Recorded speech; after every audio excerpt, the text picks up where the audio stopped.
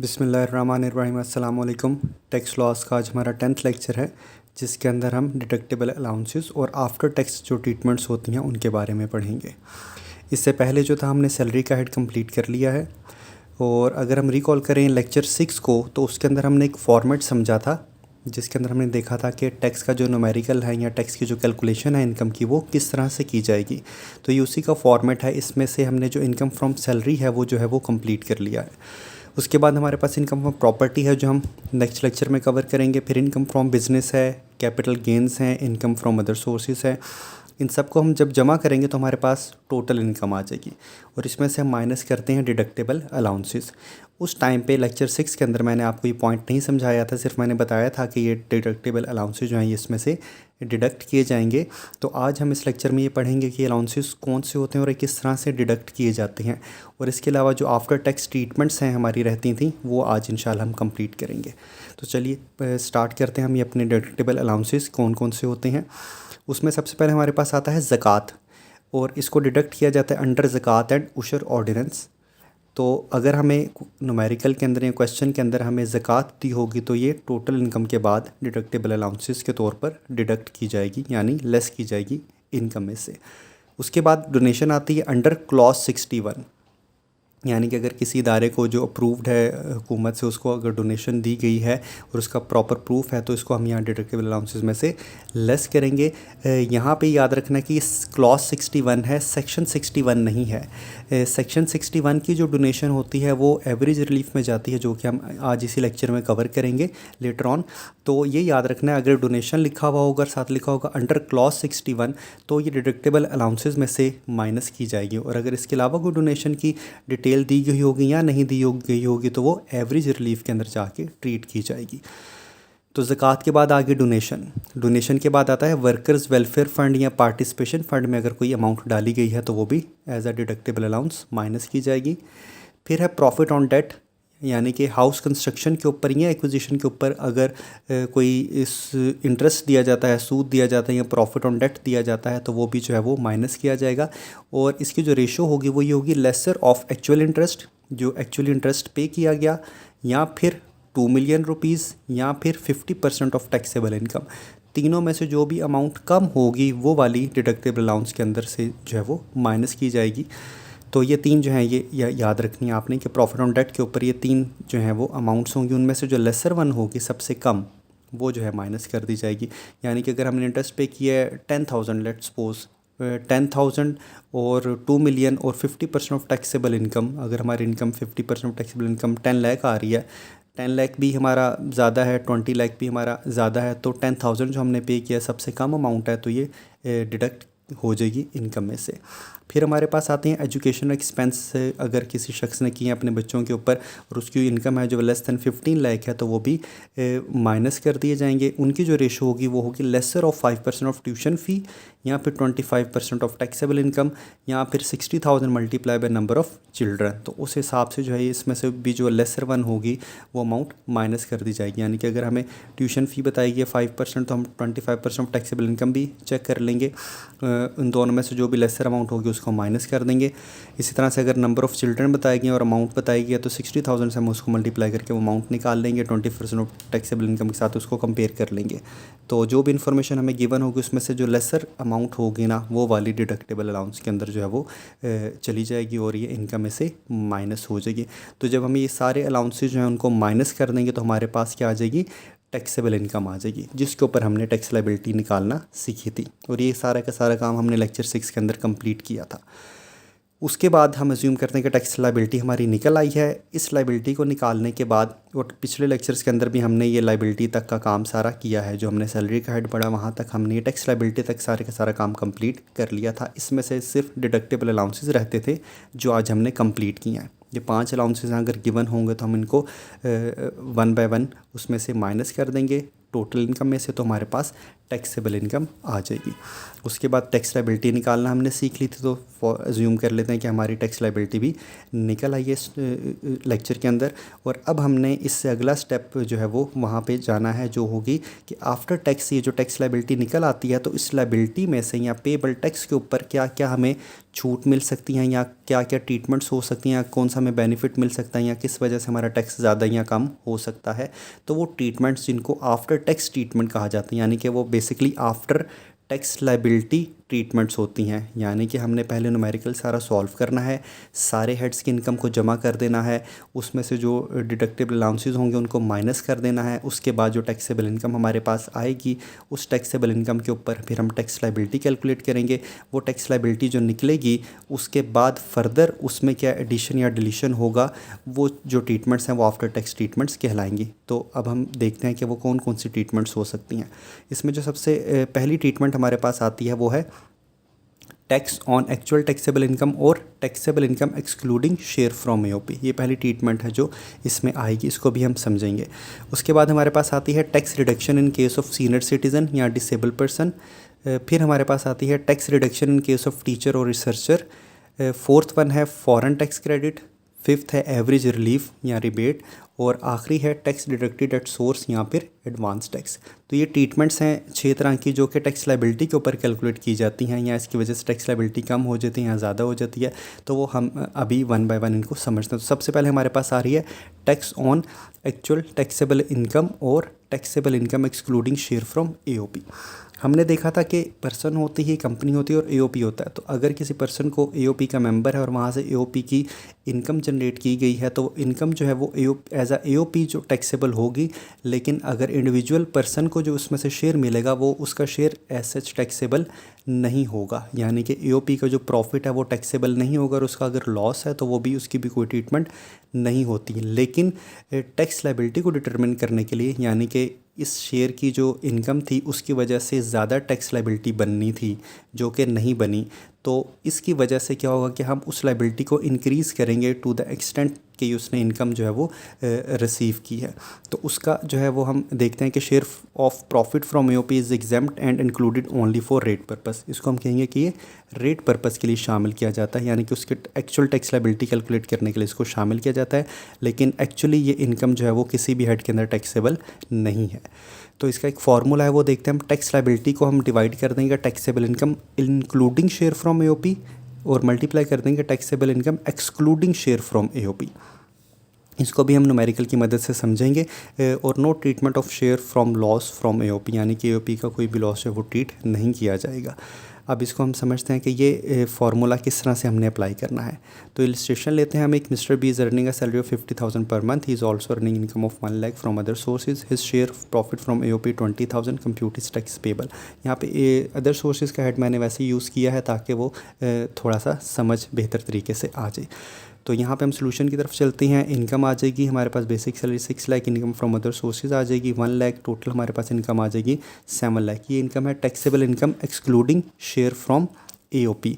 अब हम इसमें क्या करेंगे, शेयर फ्रॉम एओपी हमारा कितना है 20,000, तो वो यहाँ पे ऐड करेंगे। Share of profit from AOP 20,000, तो अब हमारे पास इनकम आ जाएगी 7,20,000। अब हमने आगे क्या करना है, अब एक इनकम आ गई शेयर फ्रॉम एओपी निकाल के वो जो 7 लाख थी और डाल के हमारे पास आ गई 7,20,000। हमने कंप्यूट करना है इनकम टैक्स लाइबिलिटी किसके ऊपर, जो हमारे पास अमाउंट आ रही थी पहले वाली एक्सक्लूडिंग शेयर फ्रॉम एओपी, उसके मुताबिक हमारे पास टैक्स बन रहा था 5,000। अब हम देखते हैं कि अगर हम टैक्स लाइबिलिटी कैलकुलेट करेंगे tax on actual taxable income और taxable income excluding from share from AOP formula use करेंगे और उसके बाद हमारे पास कितना टैक्स आ जाएगा 5,000 divided by 7,20,000 multiply by 7 lakh.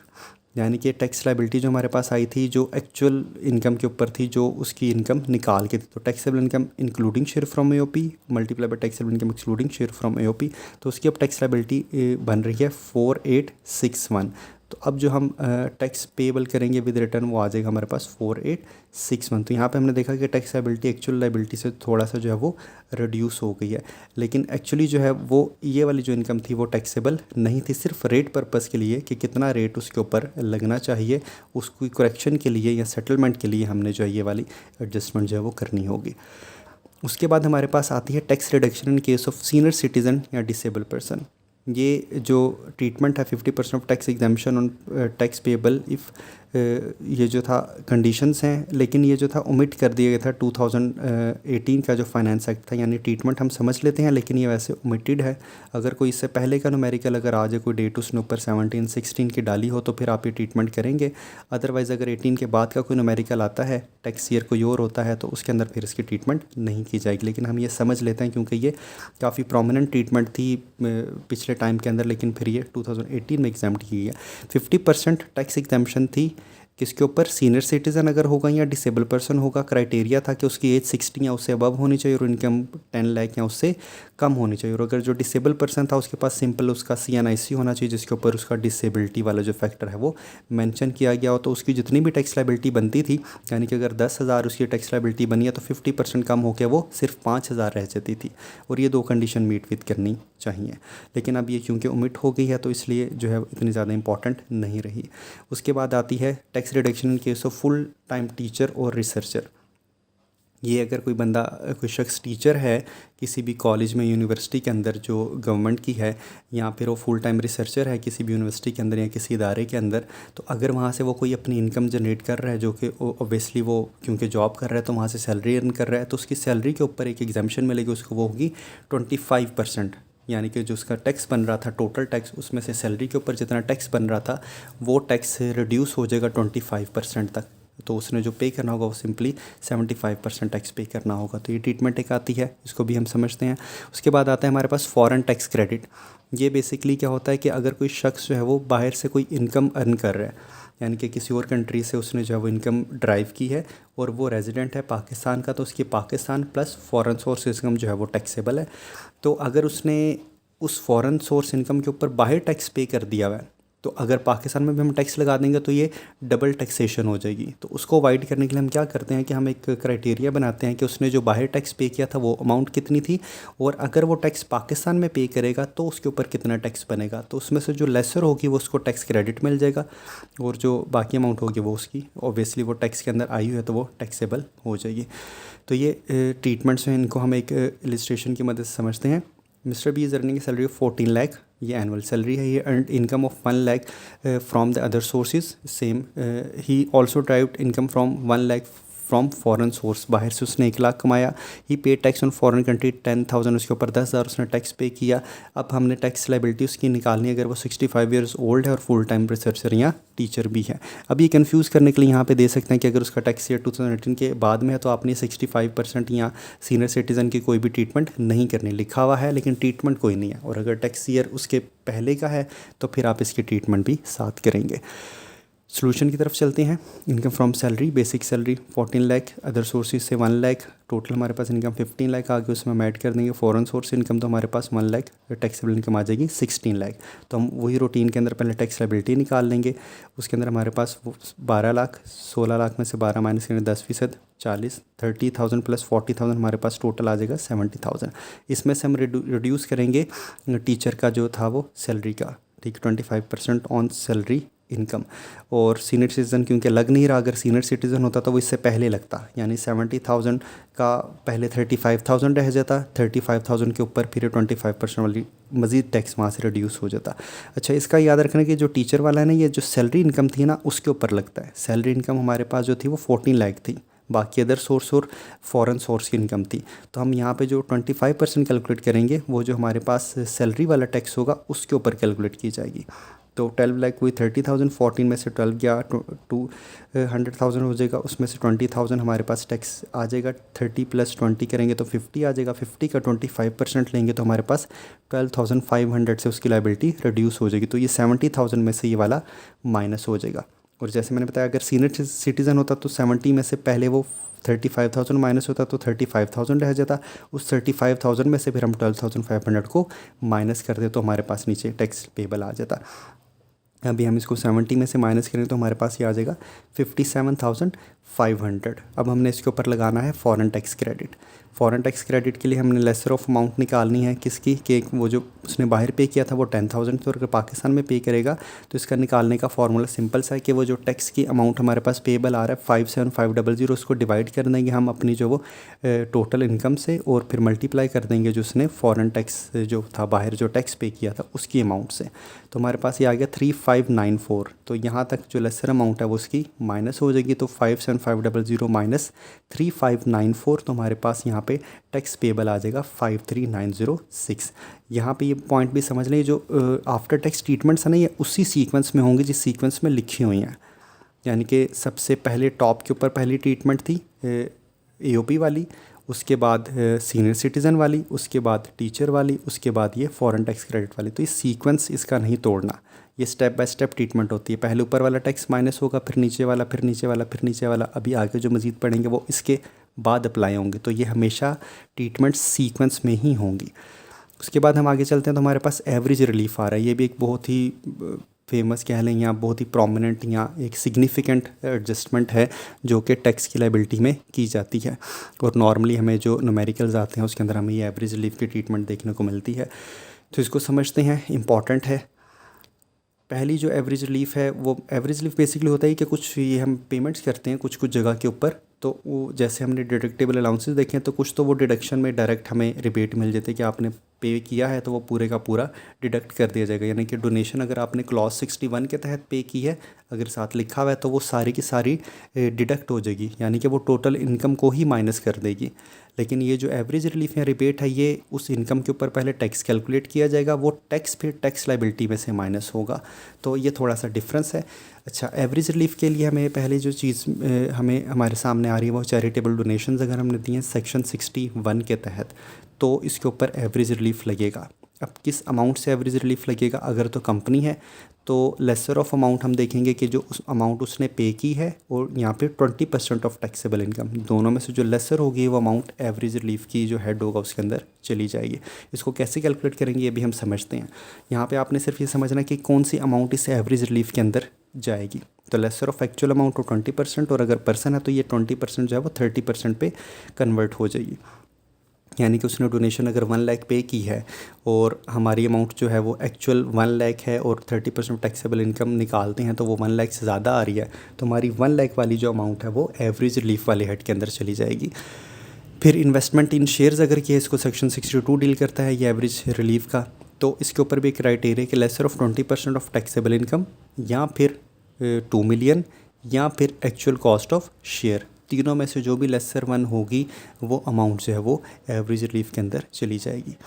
उसके बाद इन्वेस्टमेंट इन हेल्थ इंश्योरेंस अगर की 62A है तो इसका भी क्राइटेरिया है कि 5% ऑफ टैक्सेबल इनकम, या फिर 1,50,000, या फिर एक्चुअल कंट्रीब्यूशन, जो भी लेसर होगी वो वहाँ पे चली जाएगी।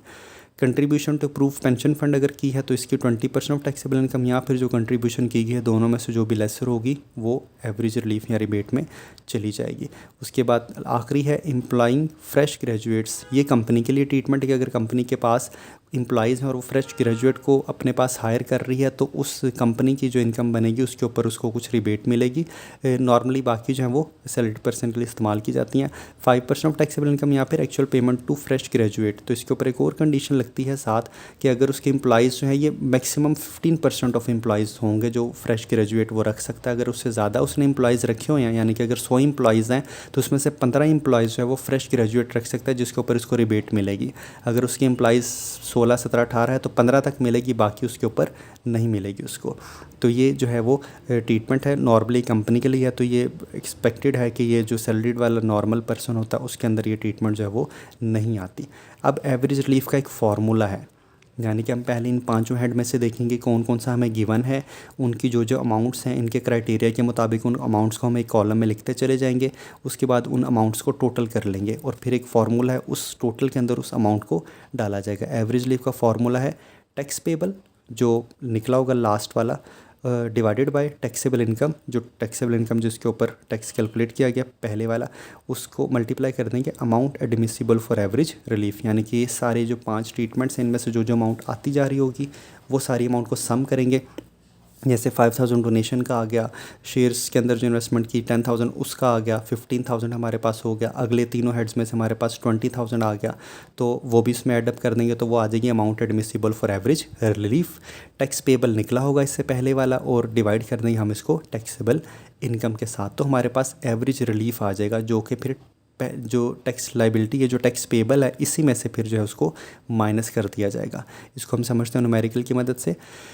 Illustration: Mr. B is earning a salary of 14 lakh. He earned income of 2 lakh from other sources. He gave donation to government hospital 12,000 and also made an investment in shares of listed company 15,000. Compute his taxable income. अब ये donation government hospital को जो दी है ये clause 61 में नहीं जाएगी बल्कि सेक्शन 61। अगर क्लॉज 61 होता तो अमूमी तौर पर ब्रैकेट में वो यहीं पे बता देता है कि ये क्लॉज 61 के तहत डोनेशन दी गई है, तो हम उसको फिर टोटल इनकम में से माइनस करेंगे। अब ये दो चीज़ें हमारे पास एवरेज लीव की हैं, 12,000 और 15,000। अब हम देखते हैं कि उसको हम इसको कैसे निकालेंगे। सैलरी इनकम आ जाएगी सबसे पहले, उसके बाद अदर सोर्सेज आ जाएगा, ये हमारे पास 16 लाख बन जाएगा। टैक्स लाइबिलिटी निकाल लेंगे इसके ऊपर 40,000 70,000, सेम पिछले न्यूमेरिकल की तरह हमारे पास ये लाइबिलिटी आ जाएगी। इसके बाद हमने क्या करना है, इसके ऊपर एवरेज रिलीफ को अप्लाई करना है। एवरेज रिलीफ हमारे पास आएगा 1182। अच्छा, ये हमने पहले यहाँ पे लिख लेना है, इसकी ट्रीटमेंट बाद में होगी, ये ध्यान से आपने समझना है कि ये लेस एवरेज रिलीफ हमने लिख दिया। एवरेज रिलीफ की अब ट्रीटमेंट और जगह के ऊपर होगी। एवरेज रिलीफ का ट्रीटमेंट क्या होगी, आगे हम इसको करते हैं। लेस यहीं से करना है, ये लिख के आपने ब्लैंक छोड़ देना, उसके बाद आपने अगली लाइन में चले जाना है, वहाँ पे क्या करेंगे हम एवरेज रिलीफ लिखेंगे। अब एवरेज रिलीफ लिखने के बाद इसका क्या होगा, फार्मूला लिखा जाएगा। अब फार्मूला लिखने के बाद जो है वो यहाँ पे मैं अमाउंट्स तो डाल रहा हूँ, लेकिन यहाँ पे अमाउंट्स आ रही हैं tax payable 70,000, taxable income 16 lakh, amount admissible for average relief. ये लिखने के बाद आपके पास ये 27,000 नहीं होगा, ये कैसे निकलेगा, इसको निकालने के लिए फिर वो कैलकुलेशन हमें करनी पड़ेगी, amount admissible for average relief.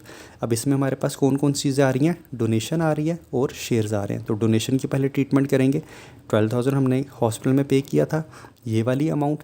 यहाँ फिर हमने पढ़ा था कि अगर पर्सन होगा तो उसके ऊपर 30% लगेगा, अगर कंपनी होगी तो उसकी रेशो होगी 20%। तो ये क्योंकि ये पर्सन है तो 30% हम इसका निकालेंगे, किसका, टैक्सेबल इनकम का। 16 लाख थी तो 30% निकालेंगे 4,80,000। दोनों में से कम अमाउंट कौन सी है, 12,000, उसको हम आउटर कॉलम में लिख देंगे।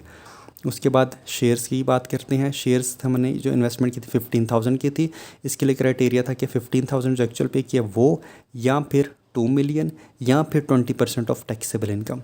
तो देखें, एक अमाउंट आ गई 15,000, एक अमाउंट आ गई 20 लाख और एक अमाउंट आ गई 3,20,000। इन तीनों में से कम वाली अमाउंट कौन सी है, 15,000, वो इस कॉलम के अंदर आ जाएगी। तो 15,000 प्लस 12,000 कितना आ जाएगा, 27,000। तो इसको फिर हम ऊपर फार्मूला में लिख देंगे और वहाँ से फार्मूले में से हमारे पास आ जाएगी 1182।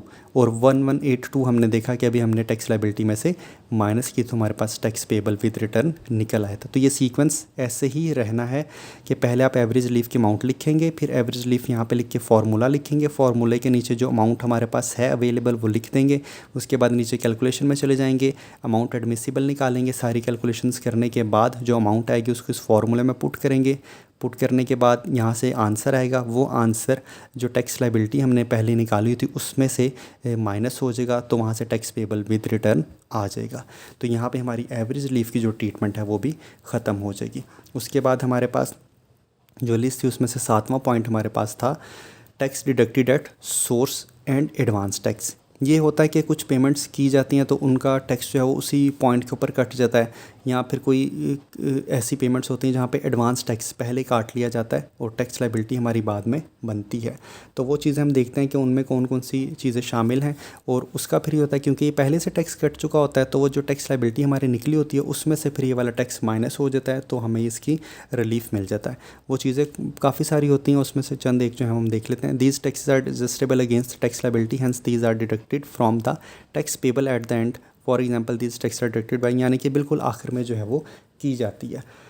उसमें एम्प्लॉय फ्रॉम सैलरी, यानी एम्प्लॉयर सैलरी पे टैक्स काट लेता है पहले से ही, फिर रेंट हम पे करते हैं तो उसके ऊपर जो है मालिक मकान वो जो है वो टैक्स काट लेता है। फिर एयर टिकट्स वगैरह परचेज़ करते हैं उसके ऊपर टैक्स कट जाता है। मोटर व्हीकल का टोकन टैक्स हम पे कर देते हैं, यूटिलिटी बिल्स के ऊपर टैक्स पे करते हैं, टेलीफोन बिल्स हैं उसके ऊपर टैक्स पे किया जाता है, कैश विड्रॉल फ्रॉम बैंक है उसके ऊपर एडवांस टैक्स कटता है। यानी काफ़ी सारी ऐसी एक्स्ट्रा चीज़ें हैं जिनके ऊपर ये डिडक्टेड एट सोर्स या एडवांस टैक्स कट जाता है। तो अगर हमें कोई ऐसी चीज़ दी होगी कि जिसके ऊपर वो हमें विजिबल होगा कि ये एडवांस टैक्स या टैक्स डिडक्टेड एट सोर्स वाली आइटम है, तो साथ हमें वो टैक्स बता देगा कि जी इसके ऊपर इतना टैक्स पहले से कटा था। वो टैक्स जो होगा बिल्कुल लास्ट एवरेज लीव की ट्रीटमेंट करने के बाद जो अमाउंट आएगी, उस अमाउंट में से वो जो टैक्स होंगे 200, 400, 500, 1000 रुपया वो भी माइनस हो जाएगा। तो फिर हमारे पास फाइनल टैक्स आ जाएगा जो हमने पे करना होगा रिटर्न के साथ। तो ये सारी की सारी 7 ट्रीटमेंट्स ये आफ्टर टैक्स ट्रीटमेंट कहलाते हैं, क्योंकि इनका लिंक टैक्स लायबिलिटी के साथ होता है, टैक्सेबल इनकम के साथ नहीं होता। यानी कि ये लायबिलिटी को रिड्यूस करती हैं या लायबिलिटी को बढ़ाती हैं, तो इसलिए इनको आफ्टर टैक्स जो है ट्रीटमेंट नॉर्मली कहा जाता है। शायद इसको किसी और नाम से भी जाना जाता हो, लेकिन मैं इसको आफ्टर टैक्स ट्रीटमेंट्स ही कहता हूँ कि ये टैक्स लायबिलिटी निकालने के बाद ट्रीटमेंट्स की जाती हैं। 7 ट्रीटमेंट्स हैं, क्राइटेरिया आपके सामने है, इनको अच्छी तरह से आपने देख लेना है, समझ लेना है, क्योंकि ये इंपॉर्टेंट है। तो यहाँ पे आके अब ये है कि इस स्टेज के ऊपर ऑलमोस्ट 80% जो है वो न्यूमेरिकल कंप्लीट हो गए हैं। यानी कि सैलरी का हेड, उससे पहले की सारी चीज़ें, उसके बाद की सारी चीज़ें। अब हमारे दरमियान में जो है वो 4 हेड्स रह गए हैं। प्रॉपर्टी का, अदर सोर्स का भी तकरीबन मैंने इस्तेमाल यहाँ पे किया है, प्रॉपर्टी, बिज़नेस रह गया है, और दो तीन हमारे हेड्स रह गए हैं जिनको हम इंशाल्लाह डिटेल में, वैसे तो बेसिकली 4 हेड्स ही हमारे रहते हैं, लेकिन अब जो नेक्स्ट है इंशाल्लाह हम जो है वो प्रॉपर्टी वाला जो है वो स्टार्ट करेंगे। उसके बाद जो हमारा बिज़नेस है, अदर सोर्स है, वो सारे हेड्स जो हम इंशाल्लाह कवर करेंगे। तो अगले लेक्चर तक के लिए मुझे इजाज़त दीजिए। अल्लाह हाफ़िज़।